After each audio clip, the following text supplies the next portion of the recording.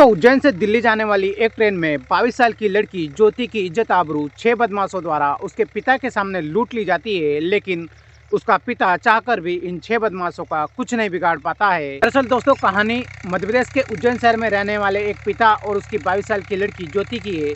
ज्योति की एक प्रतियोगिता परीक्षा की एग्जाम होती है जो कि दिल्ली शहर में होती है। इसलिए उसका पिता शाम को 7:30 बजे उज्जैन शहर से एक ट्रेन पकड़ता है और अपनी बेटी ज्योति को लेकर दिल्ली के लिए रवाना होता है। दोस्तों, जैसे ही ये ट्रेन 7:30 बजे उज्जैन शहर से रवाना होती है तो इस ट्रेन में उज्जैन के ही 6 बदमाश इस ट्रेन के डिब्बे में सवार हो जाते हैं। दोस्तों, ये जो ट्रेन थी यह मात्र उज्जैन शहर से अभी 100 किलोमीटर दूरी गई थी कि इन 6 बदमाशों ने ज्योति के साथ छेड़खानी चालू कर दी थी। दोस्तों, जब ये 6 बदमाश इस ज्योति के साथ छेड़खानी चालू करते हैं तो उसका पिता इन 6 बदमाशों का विरोध करता है और उनको ऐसा न करने की सलाह देता है।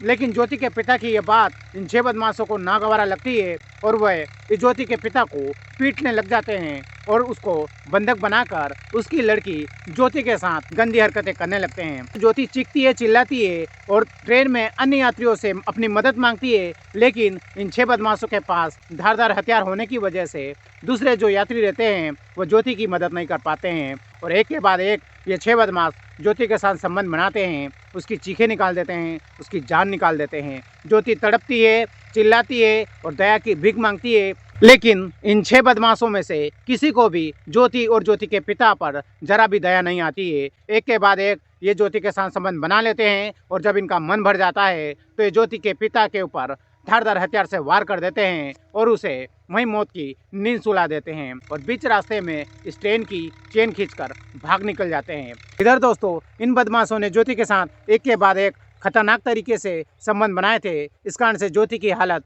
बहुत खस्ता हो गई थी, वह अपने आप से उठ भी नहीं पा रही थी। इसलिए वह ट्रेन में सफ़र कर रहे अन्य यात्रियों से मदद मांगती है और एक स्टेशन आने पर वह अपने पिता को उस स्टेशन पर उतारती है और पुलिस में FIR दर्ज करवाती है।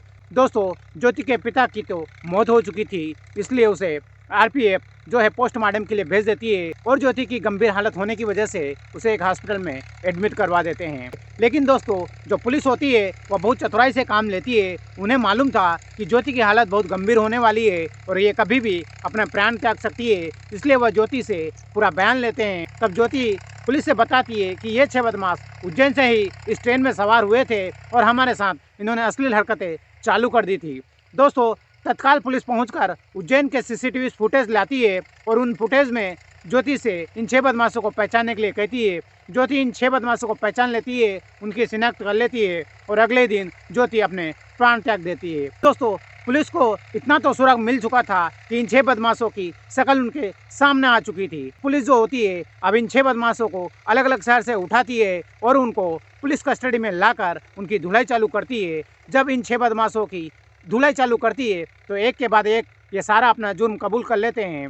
जैसे ये अपना जुर्म कबूल करते हैं, पुलिस इन लोगों को न्यायालय में पहुंचाती है, जहां से न्यायालय इनको उम्र कैद की सज़ा सुना देती है। तो इस प्रकार दोस्तों, ज्योति और ज्योति के पिता को इन 6 बदमाशों ने मिलकर मौत के घाट उतार दिया, उनकी ज़िंदगी को तहस नहस कर दी। हालांकि दोस्तों, कानून ने इन 6 बदमाशों को आजीवन कारावास की सज़ा सुनाई, लेकिन ज्योति और ज्योति के पिता की ज़िंदगी तो इन 6 बदमाशों ने बर्बाद कर दी थी। तो दोस्तों, आज की ये कहानी आपको क्या सीख देती है और आज की ये कहानी आपको कैसी लगी कमेंट सेक्शन में कमेंट करके बताइएगा और चैनल पर पहली बार आए तो चैनल को लाइक और सब्सक्राइब जरूर कीजिएगा।